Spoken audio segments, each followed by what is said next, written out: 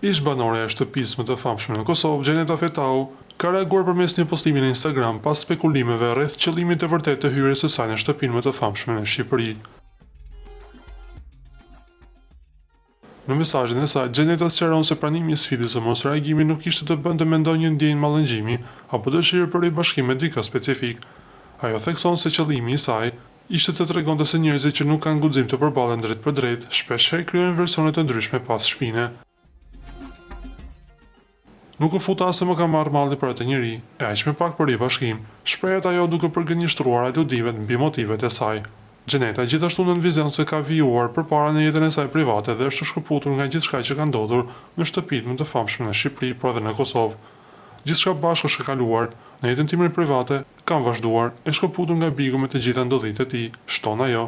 Në fund ish banore le të kuptohet se e vërteta do të zbulohet së shpejti, duke lënë ndjekësit e saj të presin më shumë për zhvillime.